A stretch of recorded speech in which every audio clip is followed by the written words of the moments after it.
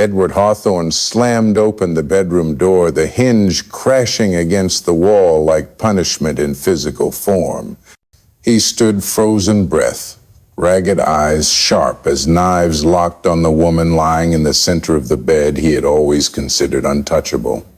Her hair was gently tousled arms, wrapped around the twin children Ethan and Eli, each nestled into her side as if clinging to the last safe place on earth.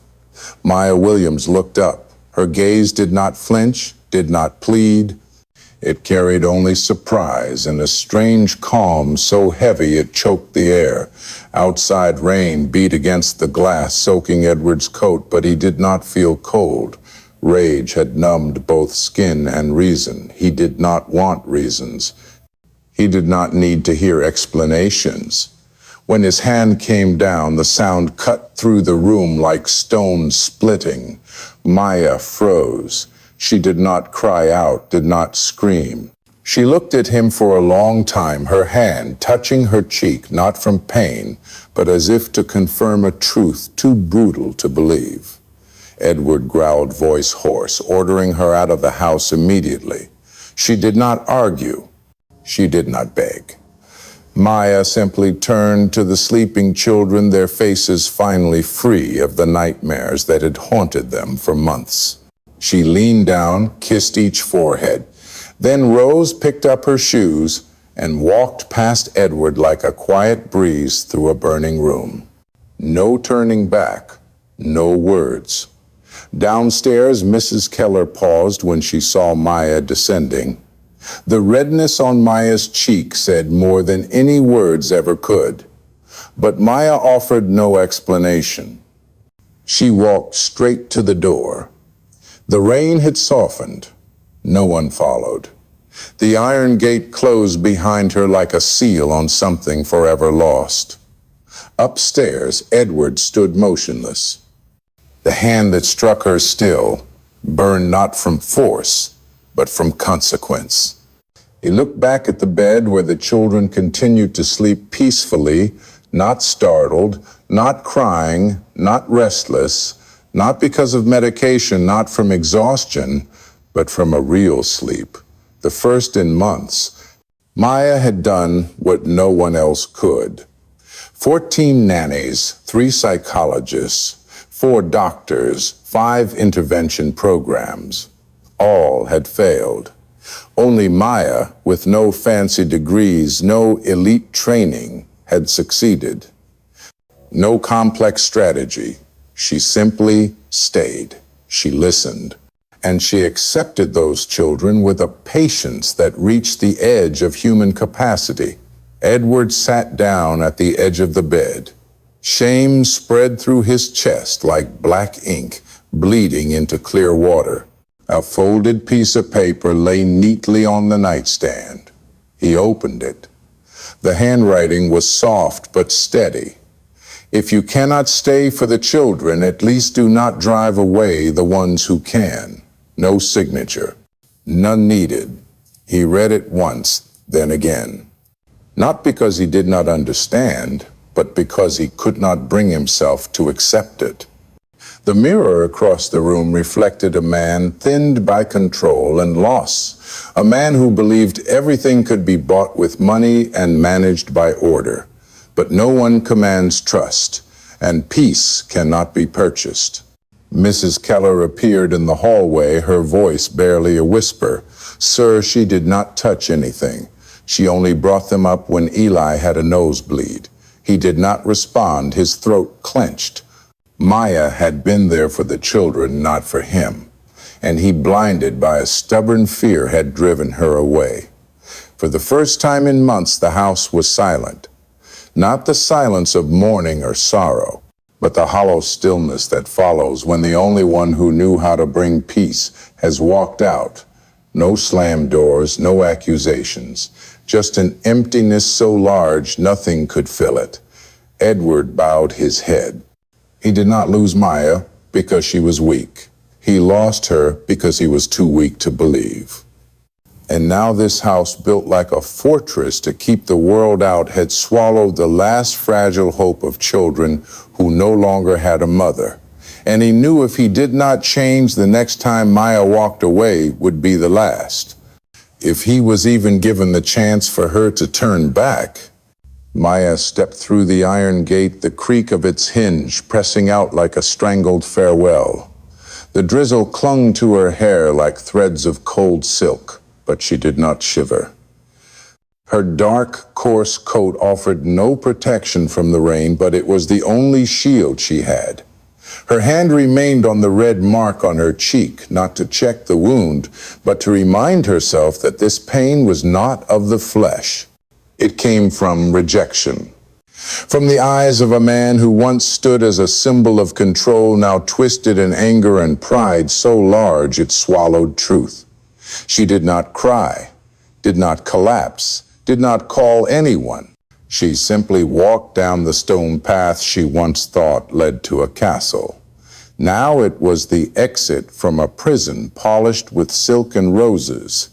Inside, Edward remained frozen. His fury had drained away, leaving behind a hollow without depth.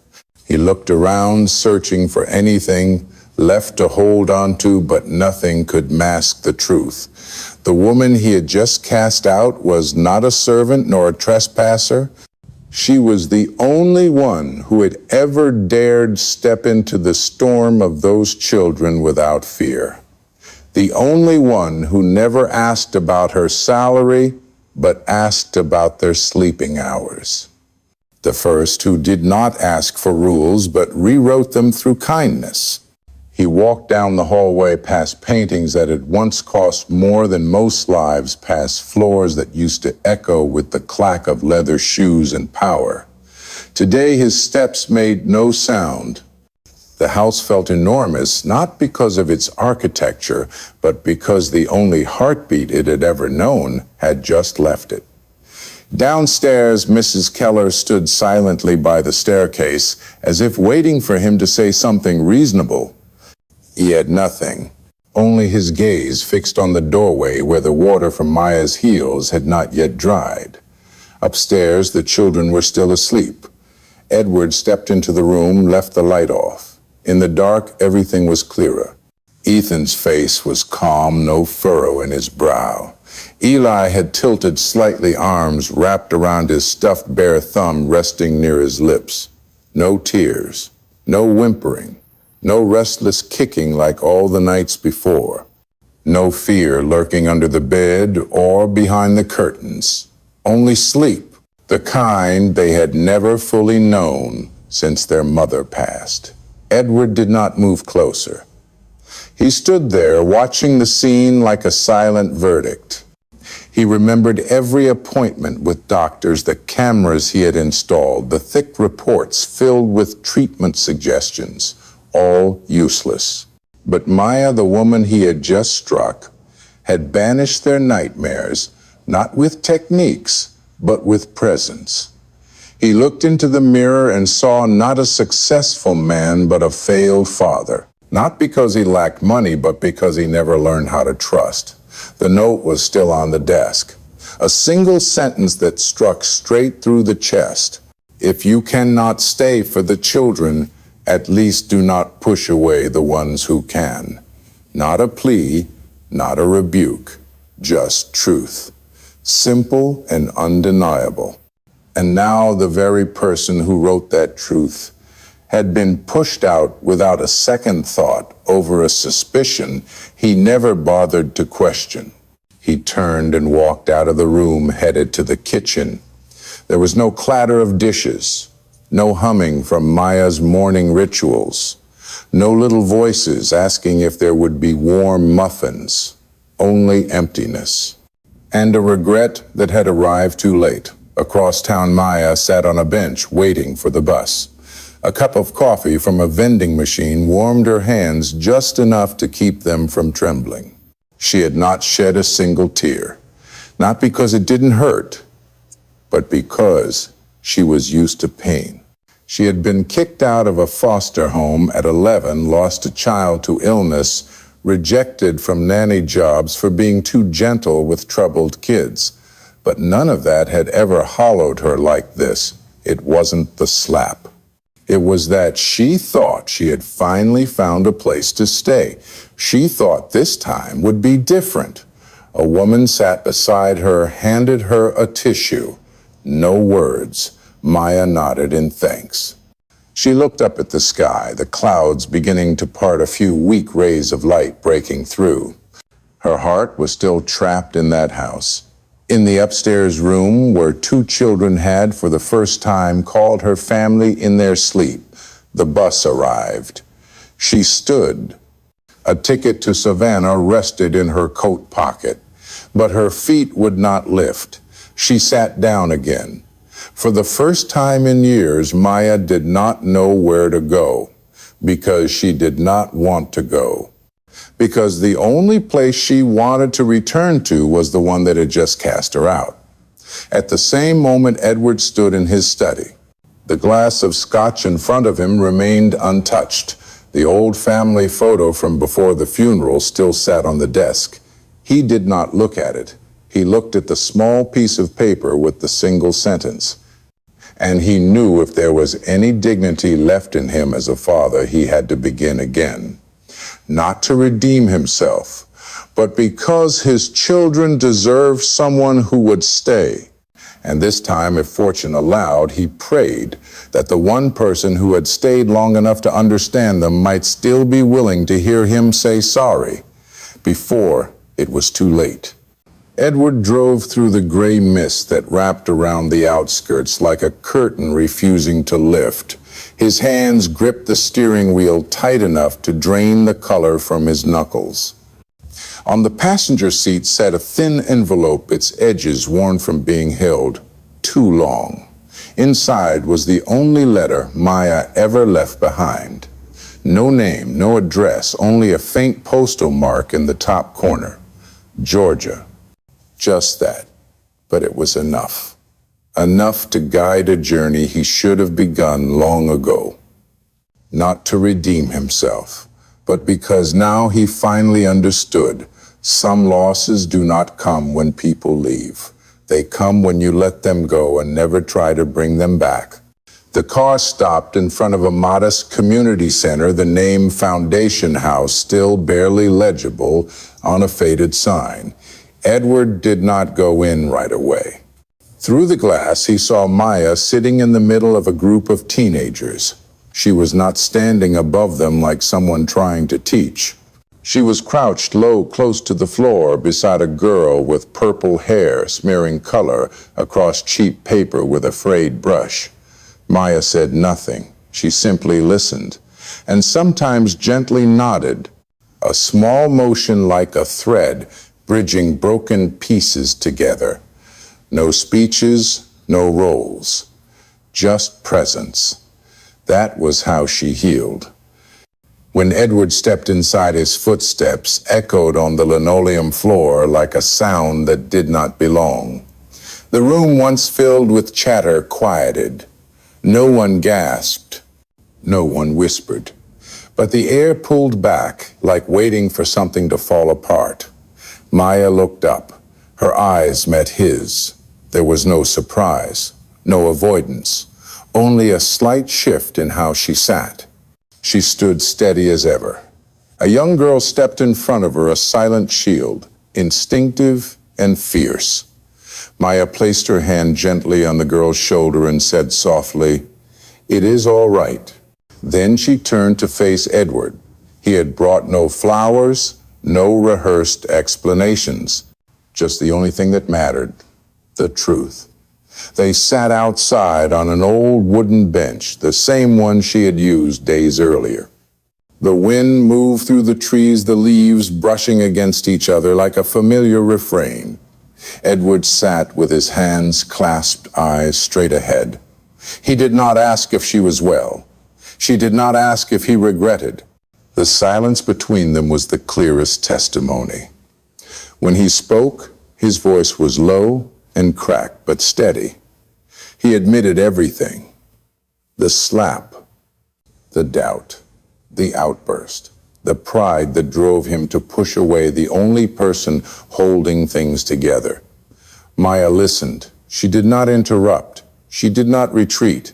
When he finished, she said one sentence: "You did not trust me, even when your children did." Edward nodded. No defense, no blame.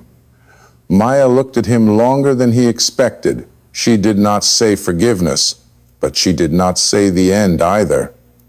She asked, "If I come back, I am still just the helpmate." He did not answer right away. He had never thought about naming what they had. Finally, he raised his eyes. "If you agree, you can be whatever you want to be." She raised an eyebrow. That answer carried more than he meant to say.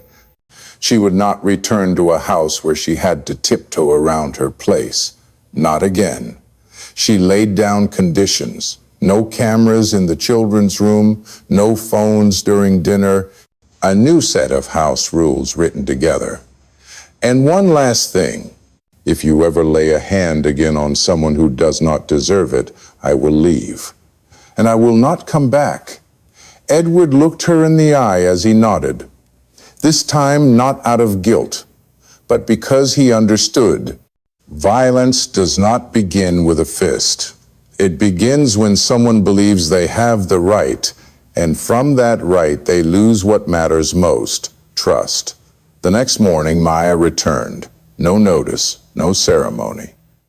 She stood at the gate with a cloth bag over her shoulder, her hair tied back, fingers wrapped around the strap like she was bracing herself for something old to start again.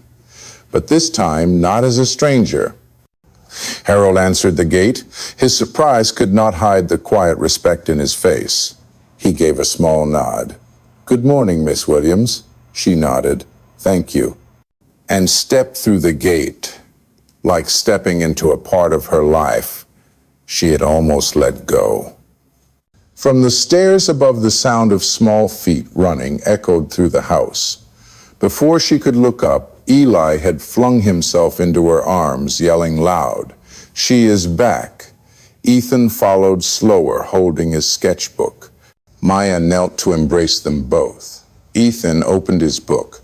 He showed her a drawing, a house, 2 kids, 1 adult in the middle. Below it, in messy handwriting, it read, "You stayed even when you had already gone." She swallowed the lump in her throat. Her heart cracked over years of abandonment, beat gently again. Not because of forgiveness, but because here she was chosen. Edward appeared at the bottom of the stairs. Gray sweater, plain jeans, no tie, no stiff collar. He did not say much, just one sentence: "Breakfast is ready." Maya nodded. "Good.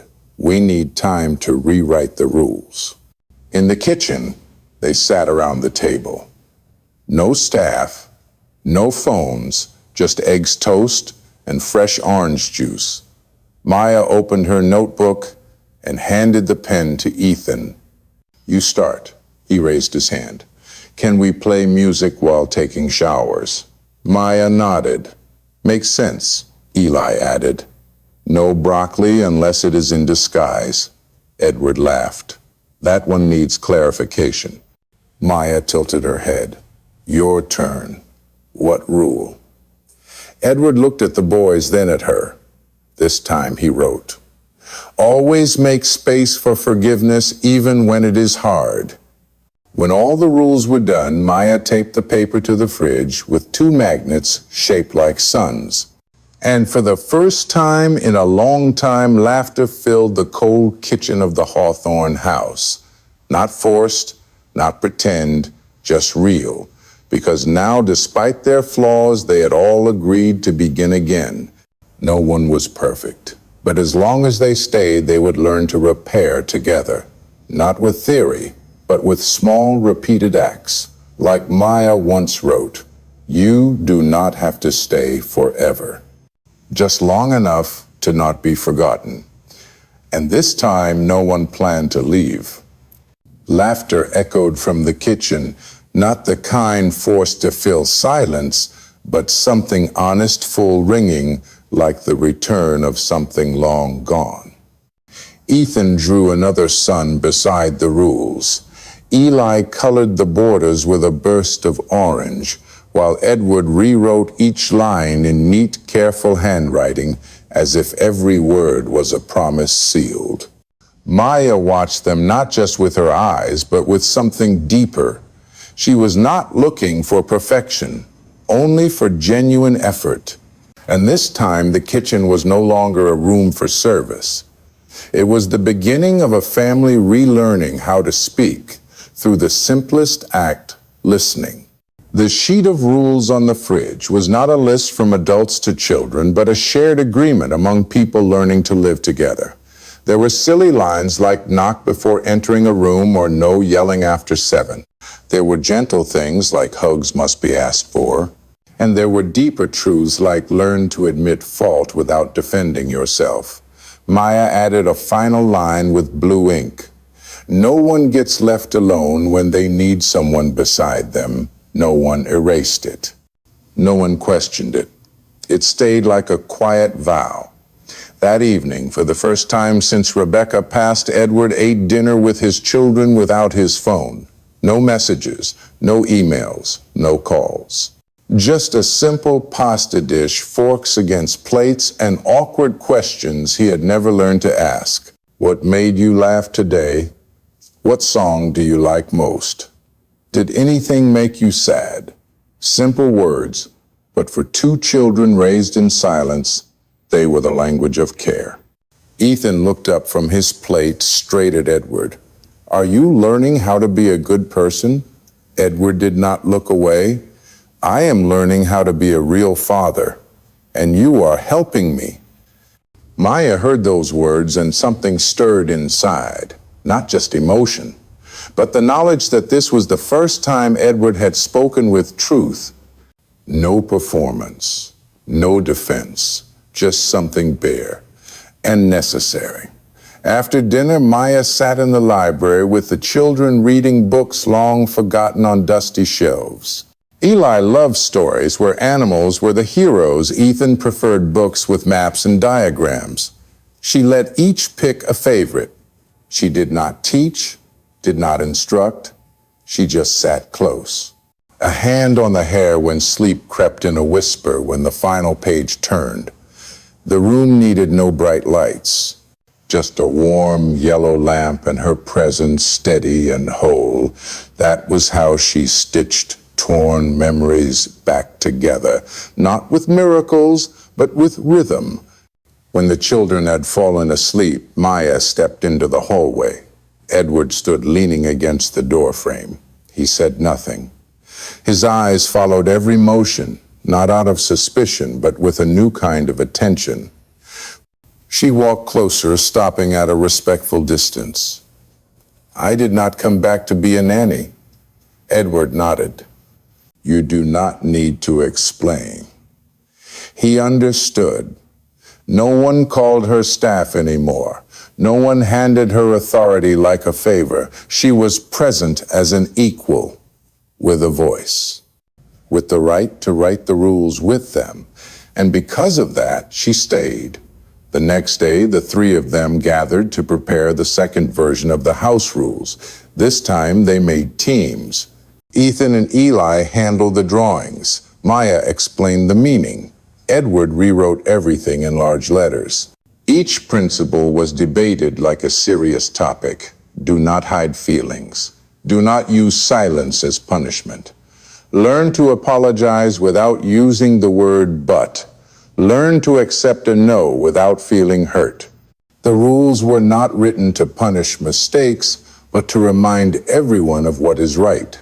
This house was once cold because rules came from control. Now warmth returned from agreements born of care. When it was done, Maya chose a spot near the dining table and pinned the new sheet of rules with 2 magnets shaped like suns, not by accident.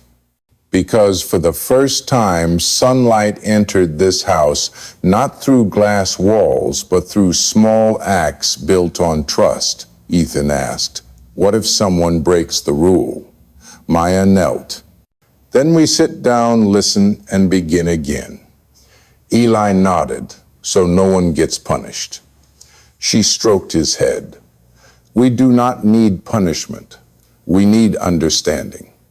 That is how mistakes are truly repaired. That night, when the house settled into quiet, Maya sat alone in the reading room. A notebook rested on her lap, the pen still warm from her last note.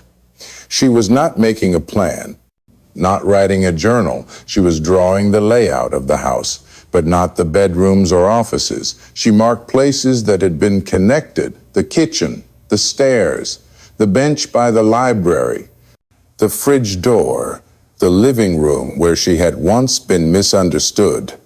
Each spot now carried new meaning, not because of furniture, but because of what people had chosen to do in those spaces. Under the sketch, she wrote one line: "This is no longer a place to live. This is a place to become." Upstairs, Edward read aloud to the children. His voice was clumsy, mispronouncing words, pace uneven. But the soft laughter from the boys made it clear they did not mind. In fact, they loved it more. Because that was how a grown man learns to become a friend.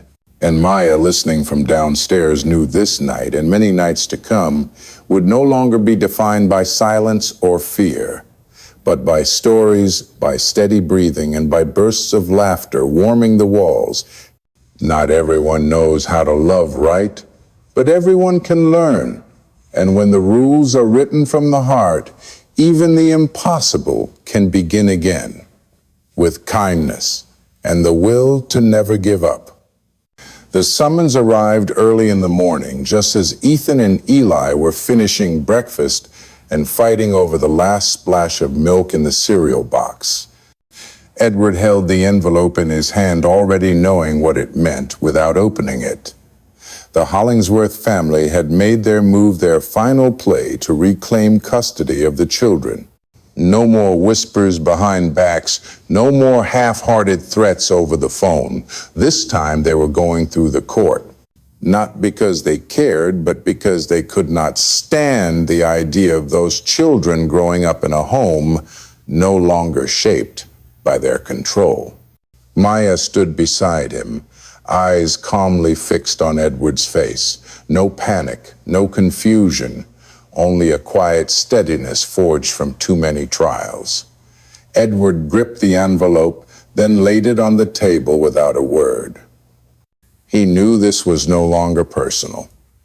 This was the real test of everything they had rebuilt together. The courtroom was so cold, every step echoed sharply. Across from them, the children's grandmother sat with pride stiff in her posture, white hair and tight bun eyes, slicing across to Maya with a glare sharp enough to cut. Beside her sat the family's lawyer, a man with gray-streaked hair and a voice slow but razor-sharp. On this side, Edward sat with his hands folded on the table, wearing a plain shirt, no watch, no pretense. Maya sat next to him not as a witness, but as someone who belonged in this fight for truth. When the judge called her to speak, the room fell still. No one stopped her. No one urged her. But all eyes turned waiting to see how she would stand under the gaze of those who once called her an outsider. She did not stand too straight, nor did she shrink. Her voice was even firm, never reaching for pity, never hiding the pain. She spoke of meeting the children for the first time, of how they flinched at sudden sounds, of how their eyes never met hers. She did not boast of her efforts, only described the small steps they had taken together. The silent nights reading books, the nightmares, the hand-drawn rules taped to the fridge. She did not use legal language. She used truth. And truth did not need a long defense. The opposing lawyer asked whether she had any credentials in psychology or childcare. She shook her head. "I have no certificates, but I have time. I have patience. I am present when they need someone. And sometimes that is harder than any degree. The judge did not respond right away, but Edward knew that answer made those who once dismissed her listen differently. He took the stand after her not to defend her, but to confirm what she had said. He spoke of family meetings where all four of them sat together, of Ethan's drawings with Maya between the brothers, of how their sleep appetite and emotions had changed, and he said for the first time, the house felt alive, not because of money, not because of professionals, but because of a woman who knew how to listen instead of diagnose. Across the aisle, the family lawyer argued that Maya was a stranger unrelated by blood with no legal tie, that the children's progress could be the result of time, not her presence. Maya did not argue. She looked at the judge, her gaze steady. She did not beg to stay. She did not ask for recognition. She simply said, if blood defines family, then why were the blood relatives never there when the children cried? Why is it only now, when the laughter has returned, that they show up to claim the right to be parents? A long silence followed. No rebuttal, no defense, because no one in that courtroom could deny the logic in her words. The court recessed for lunch. Maya stepped into the hallway, leaning against the iron railing. The wind cut through her skirt sharp and dry. Edward joined her, saying nothing. They stood together in silence, as if presence alone was enough to keep them steady. Ethan and Eli were home in the care of a temporary nanny, but Maya knew if she was not allowed to stay, the boys would return to the nightmares they had just begun to escape. Not because she was special, but because she had stayed when others walked away. That afternoon, the judge read the verdict. His voice was slow and clear, but not cold. The court recognized Edward as the legal guardian, allowing him to continue raising the children in their current home. The Hollingsworths were denied custody. Maya was not ordered to leave, but neither was she officially acknowledged as a guardian, because in the eyes of the law, she was still an outsider. But in truth, she had already become essential. Maya did not cry. Edward did not cry. But in their eyes, something unbound itself. Not just relief, it was a final recognition that what they had built had stood firm against doubt, against contempt, and against the old weight of bloodline expectations. As they stepped out of the courthouse, the children ran from the car parked at the curb. Maya dropped to her knees, arms open wide.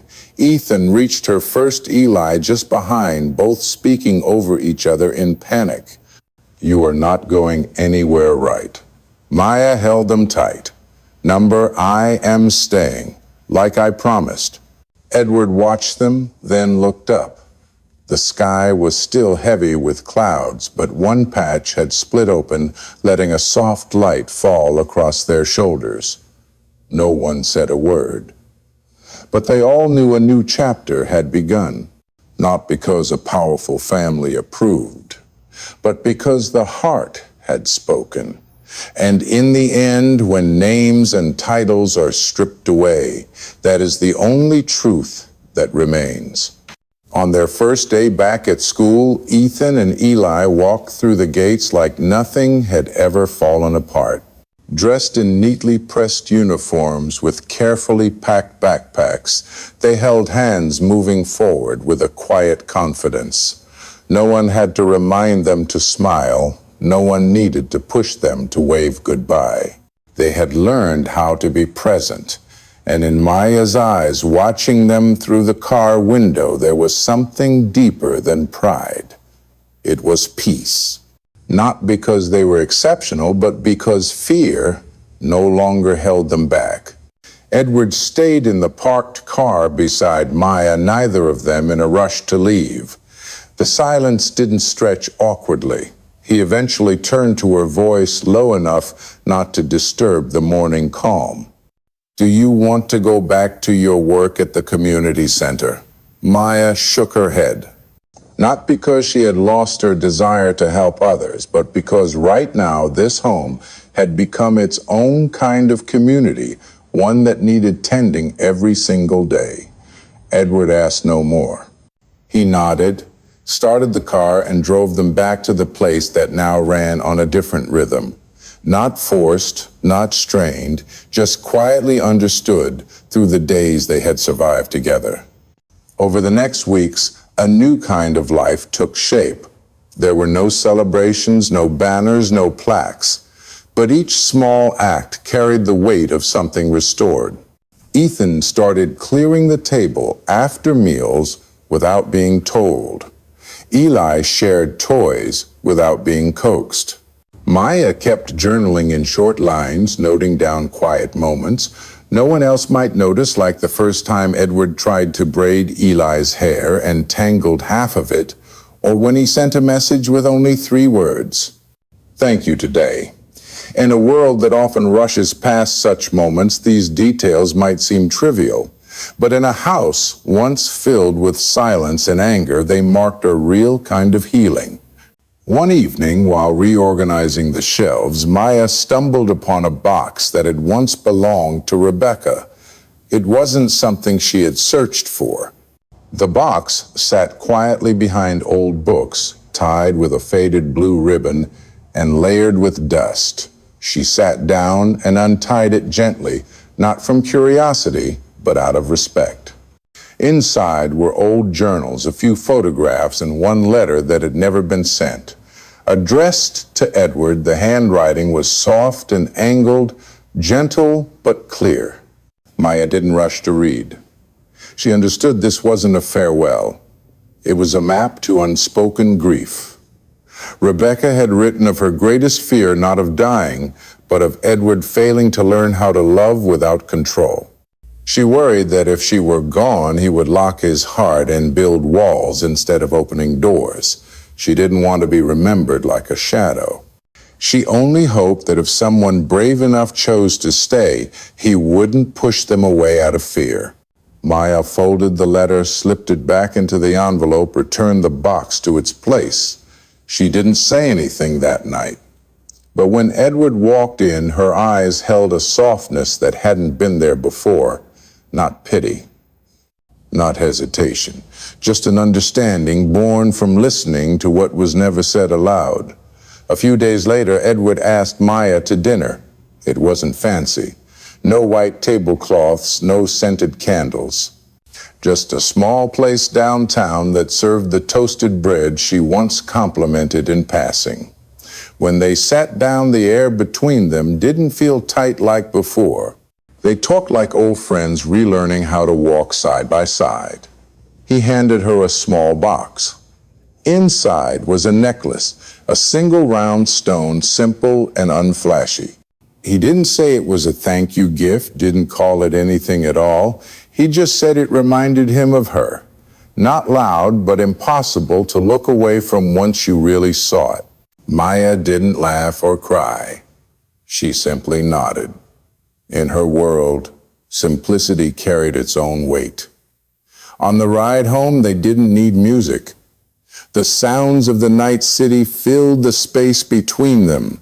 When the car stopped outside the house, Maya turned to him. For the first time since she had walked into this place, she asked something without her guard up. If one day I have to leave for some reason that cannot be helped, will you be able to keep everything the way it is? Edward didn't answer right away. He looked into her eyes, then said, "If you were brave enough to stay, I have no excuse not to be brave enough to carry on." It wasn't a vow, but it held more weight than any promise. That night, Maya stood in front of the mirror, took the necklace off, and held it in her hand. She didn't wear it out of sentiment. She wore it as a reminder that she wasn't here out of pity. She was here because she chose to be, and in a world of forced decisions, the ability to choose freely was priceless. Upstairs in the kids' room, the soft glow of the nightlight cast gentle shadows on the ceiling. The boys slept on their sides, breathing steadily like the rhythm of a safe lullaby. Maya closed the door quietly and walked back to her own room, which no longer felt borrowed. The walls, the hallways, the doorknobs had become familiar, as if they now carried part of her within them. There is no ending to a family, only new chapters, and they, with all their scars, mistakes, and hopes, had begun one. No vows needed, just the will to stay. And when people learn how to stay, they also learn how to love without fearing the end. Maya knew that more than anyone, because this time she was the one who chose to stay.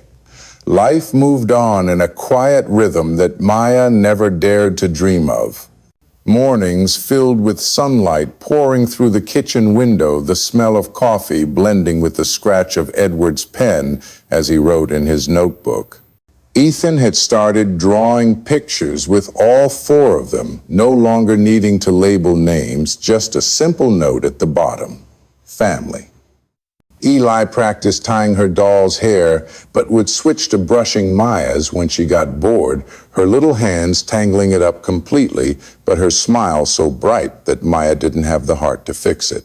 They didn't need any certificate to prove they were a family. No one had to say it, everyone just knew. Things only started to shift when Ethan brought home a postcard from school. The name of the sender was printed clearly: Rebecca's mother, a woman Maya had only heard about through broken pieces of stories. The card had just one sentence: "I would like to see the children." Not to take them, just to say sorry. Edward held the card, his eyes darkening, his hand curling slightly into a fist. He didn't say a word that entire evening.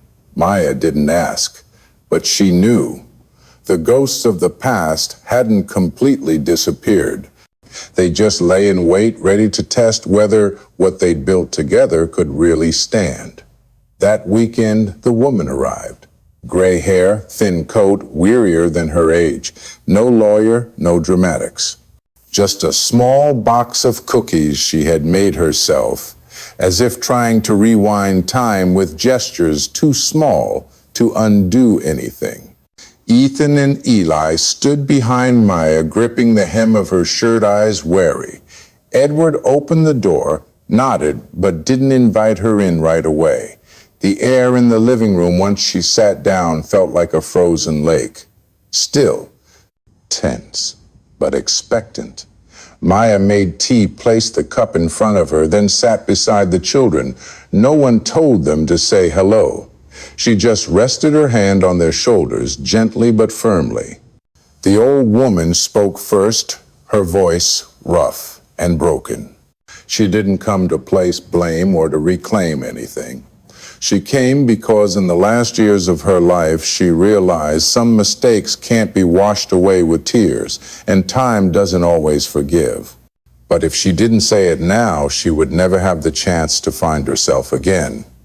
She spoke of the day Rebecca died, the silence between them before that. She admitted she had been too stubborn, that she had always seen her daughter's independence as rebellion, and had viewed Maya as a threat simply because of the color of her skin. No one interrupted. No one nodded in approval. But the tension in the room started to ease little by little. Eli was the first to speak. "Did you make Mommy cry?" The question wasn't sharp, but its weight made every adult in the room freeze. The woman nodded, many times. Ethan asked next, "So what do you want now?" She looked at them, to say sorry, to know that you're okay. Maya placed her hand over theirs. If you don't want to forgive, that's okay. But if you can listen, that alone is a kind of courage. Ethan blinked. "We don't hate you, we just don't know who you are." The answer was painfully simple, but it was honest. Edward didn't speak the entire visit.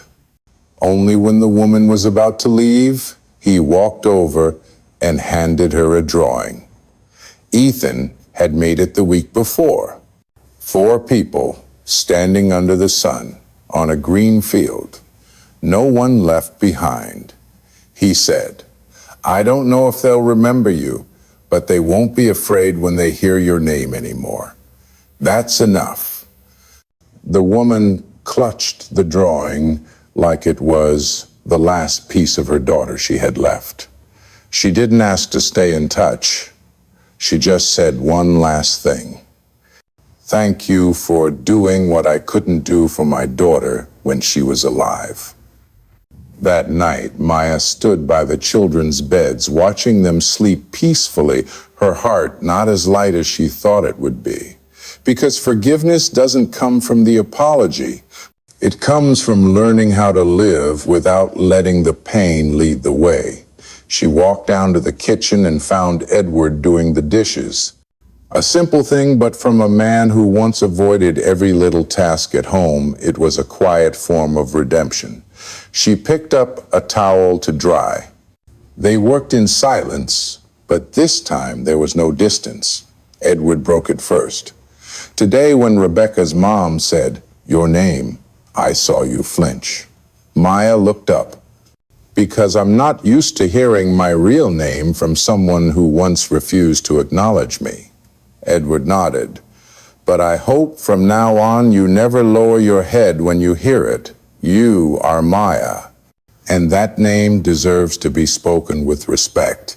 As they walked past the living room on their way upstairs, Maya paused to look at the drawing Ethan had taped to the wall. No one said anything, but the fact that Edward had chosen to keep it there right in the center of the house said more than words could. That family doesn't have to be perfect, it just has to be honest. That no one is erased from the picture if they truly choose to change. And most importantly, that the name Maya, once spoken with doubt, was now drawn by a child's hand, placed at the heart of the picture as someone who truly belonged. Not everyone gets the chance to come back and apologize. But when they do, the only thing that gives it meaning is how the one who stayed chooses to face it. Maya didn't choose to forgive right away, but she did choose not to shut the door. And that alone was enough to prove that what she had was never something given to her. It was something she earned by walking through layers of prejudice, crossing the land of silence, and rebuilding something they once said she had no right to touch: family. The call from the district education board made Edward pause in the middle of a meeting, not because he was surprised, but because the name mentioned wasn't his, it was Maya's. They invited her to speak at a session about raising children in multicultural households, not as an expert, but as someone who had done what experts often only wrote about in books. Maya initially said no. She didn't think she belonged in places like that. But Edward wouldn't let her step back. He said, "They don't need you to be perfect. They need you to be real. And your truth already changed one home." The session took place in a small auditorium filled with parents and a few teachers. Maya wore a simple white shirt, her hair neatly tied back, hands empty. She didn't need a script. What she was about to say were things she had lived through. She began by describing the eyes of a child who doesn't believe they are loved.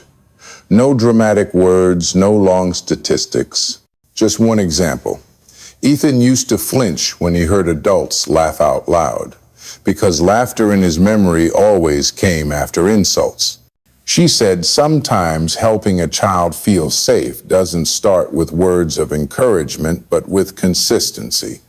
A meal served on time, a hug that's not rushed, a moment of listening without interrupting. The room fell silent. No one rushed to take notes. They were listening with their hearts, not their heads.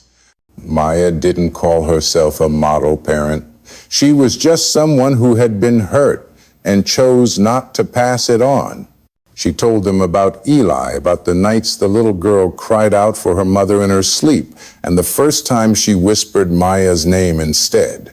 No one had trained her how to respond. There's no textbook on how to stay silent at just the right moment so a child can find their own voice.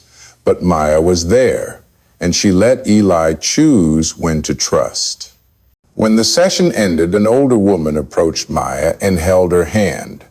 "I didn't think anyone could change my mind," she said, "but today I want to go home and hug my granddaughter for the first time in 3 years." Maya didn't say thank you. She simply smiled, because she knew change doesn't come from lessons. It comes from someone brave enough to live with truth. A few weeks later, Maya's name came up at Ethan and Eli's school parent meeting, not as a guardian, but as a trauma reintegration advisor for children. She didn't earn a big paycheck. Her name wasn't on a signboard. But everyday children came to her not because they were told to, but because they recognized someone who spoke the language of silence. Maya didn't try to change the system. She simply built a small space for those the system had forgotten. One late afternoon, while sorting through papers, she found a folded note in her coat pocket. Ethan had tucked it there. She opened it.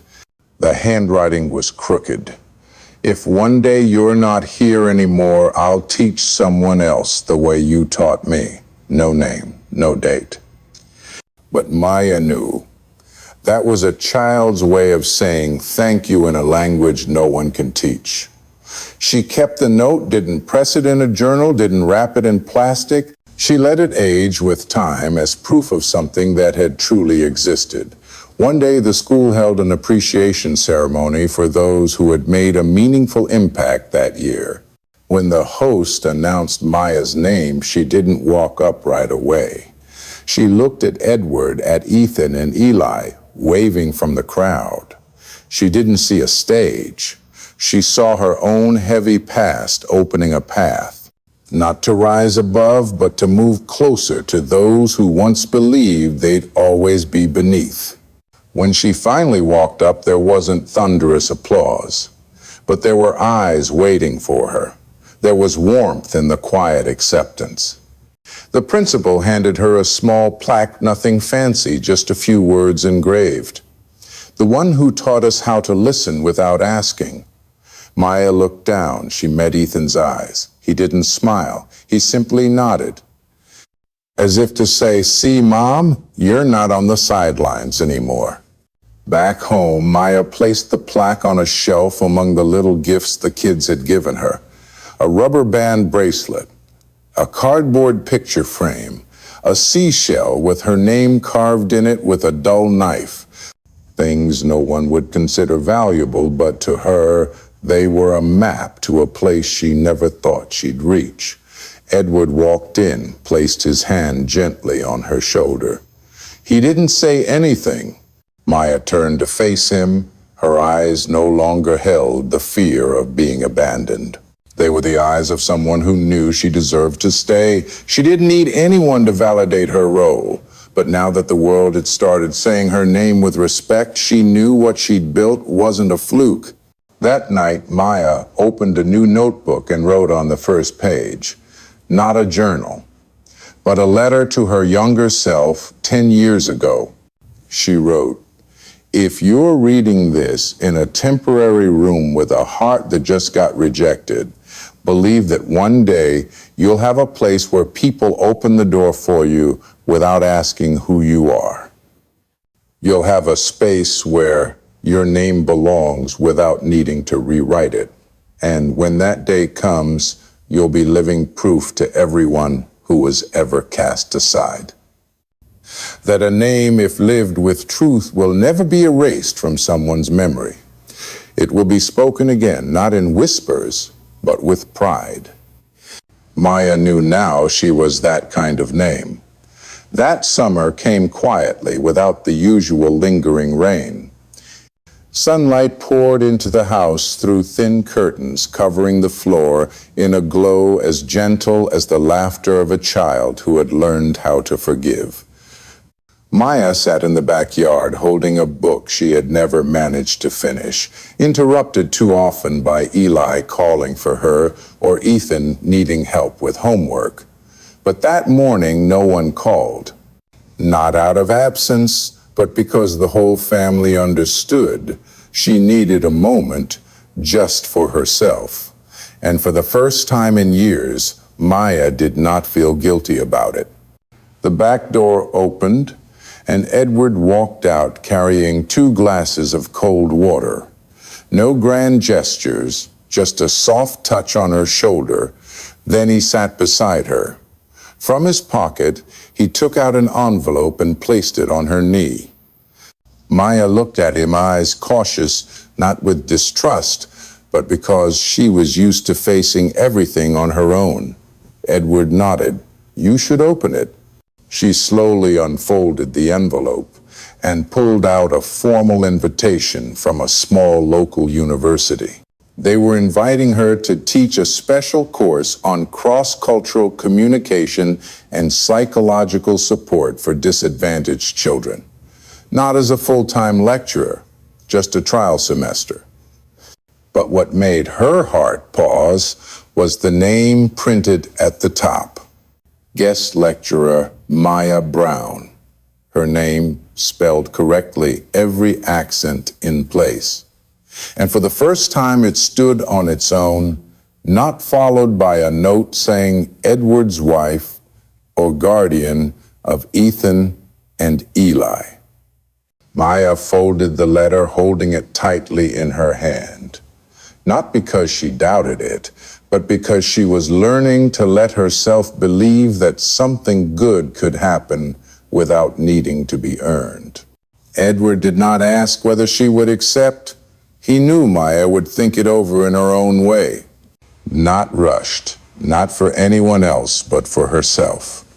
That evening, while the family cleaned up after dinner, Eli pulled Maya aside and handed her a bracelet made of colored beads. "Wear this when you go to your new class," she said. Maya froze. She had never mentioned the letter, but Eli always sensed things that were never said aloud. Maya knelt down, slipped the bracelet on her wrist, and kissed her daughter's forehead.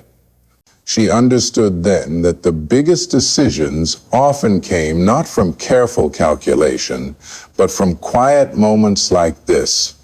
And if a child who once trembled in fear could now trust her enough to call her mom, then no classroom could ever feel foreign again. On her first day at the university, Maya wore a cream dress, her hair tied neatly, her face free of heavy makeup. She entered a small lecture hall with just over 20 students, mostly women, some with doubtful expressions, others full of anticipation. Maya did not introduce herself with degrees or achievements. She began with one question. Has anyone here ever thought they could become someone that no one believed they could be? The room fell silent.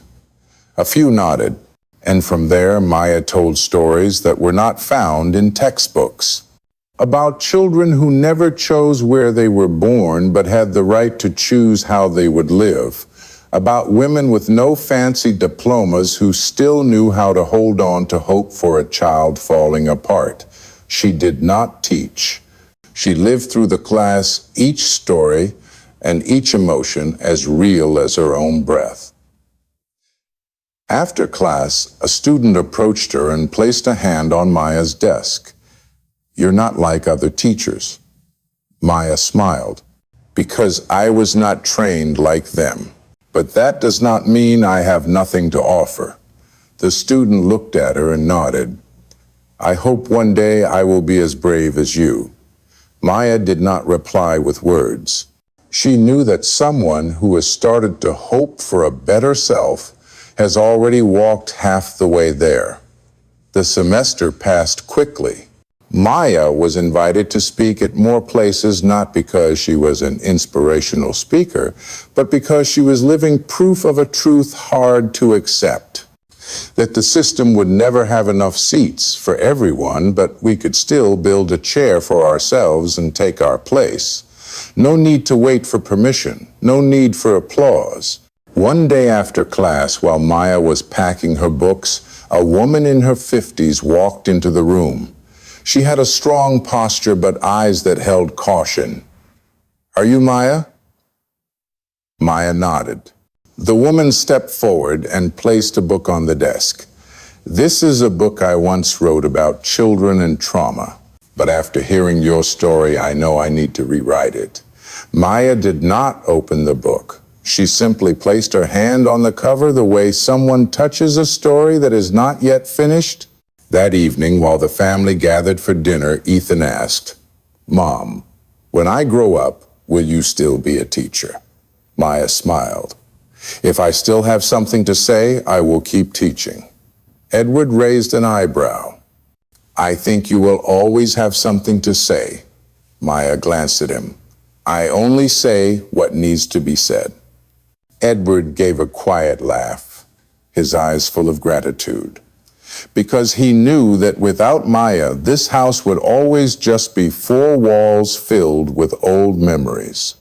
Later that night, Maya stood by the window, still wearing the faded bead bracelet. She never imagined herself being invited to teach, never imagined her name appearing in conference materials. But now what made her happiest was not the recognition. It was the moment when people mentioned her, they no longer asked who Maya was. They simply said, "That woman," and everyone understood. No need for introduction, no need for explanation, because some people, just by showing up, can change the whole world around them. And Maya had become one of those people. At the end of the month, the sky began to shift color gray clouds, brushing gently over rooftops like a fine layer of time's dust. Maya woke earlier than usual, not from worry, not for work. Her body had simply learned to open its eyes the moment the first light reached the white wall of her bedroom. There was no longer a fluttering feeling when she stepped out of bed. The days of bracing herself just to prove her worth had passed. Now every step Maya took was a choice. No rush, no confusion, and above all, no one leading the way but herself. That day was Eli's elementary school graduation. The girl had picked her own dress, brushed her own hair, and even helped Ethan fix his collar. Maya stood from a distance watching the two children work together like small grown-ups. She did not play the part of a mother giving instructions. She stayed still, quiet, like someone who understood exactly when to step back. Because raising a child was not about controlling how they grow, but having the courage to move aside when they were strong enough to go forward. The schoolyard buzzed with music voices calling out and laughter that echoed far. Maya sat in the very last chair on the left row where she could see Eli without distracting her. When Eli stepped onto the stage to receive her award, Maya did not clap loudly. She placed her hand over her chest and held that moment like a deep breath. To others, it was just a child being praised for good grades and a positive attitude. But to Maya, it was the moment a girl who once feared the dark had learned to shine on her own without anyone flipping the switch. After the ceremony, a group of parents came to greet Maya. A white man, perhaps the father of a classmate, said he admired her calmness in every situation. He said his wife had once attended her university lecture and shared how Maya's talk had made her stop yelling at their son whenever he struggled with homework. Maya gave a soft smile, not out of pride, but because she understood something. When women begin to be heard with respect, their words no longer need to be loud to make an impact. That night, Ethan sat beside his mother, resting his head on her shoulder. "Mom, are you sad that we are growing up so fast?" Maya looked out the window. The summer sky was no longer as clear as the month before, but there was still enough light to see things clearly. I am not sad. I am grateful. I used to think you would grow up without needing me, but now I know no matter how far you go, each step you take carries a part of me with it. The following month, Maya was invited to a national education conference. This time, she was no longer a silent guest. Her name was listed among the keynote speakers, printed alongside scholars and top experts. Maya wore a plain black dress, no patterns, no elaborate jewelry. She walked onto the stage with the quiet confidence of someone who had passed through rooms filled with disdain and still held on to her dignity. She did not begin with achievements. She began with a memory. A night when she held a crying child in her arms, a child who did not know what to call her, simply because abandonment was all he had known. She spoke of the fear of being forgotten and how a long enough embrace could change an entire life. The auditorium fell silent. Not out of awe, but because they were touched by something science could never quite define: kindness. After the speech, a young woman rushed forward, tears still fresh on her face. I used to believe that because I had no parents, I would never be enough to love someone fully. But today I believe that maybe those who have lacked the most are the ones who know how to give the most. Maya held the girl close. She made no promises. She only whispered, "You have always been enough." For a very long time. Back home, Maya did not open the letters of praise. She did not hang the certificates. She simply stepped into the kitchen and cooked a simple dinner. The soup Ethan loved. The caramelized fish Eli always had seconds of. Edward arrived just in time, bringing with him a small flower with no note attached. Maya placed it in a vase and set it in the center of the table. No words were needed. They all understood. Sometimes the greatest thing was simply to live as if no one had ever tried to take that right from you. When night came, Maya stepped into the backyard and sat on the old wooden chair Edward had fixed the year before. She looked up at the sky, not searching for stars, just letting her eyes float quietly in the stillness. Silence had returned. Not the silence of fear, but the silence of someone who no longer had anything left to prove. She had once been called names that did not belong to her, once placed in roles far below her true worth. But today, Maya did not need anyone to call her name to know who she was. She did not need spotlights to know where she stood. Because when a woman learns how to stand firm on her own 2 feet, every form of recognition becomes secondary. And Maya, by quietly living right, had turned silence into a symbol of victory. No applause needed. Just the certainty in her heart that she had never backed down.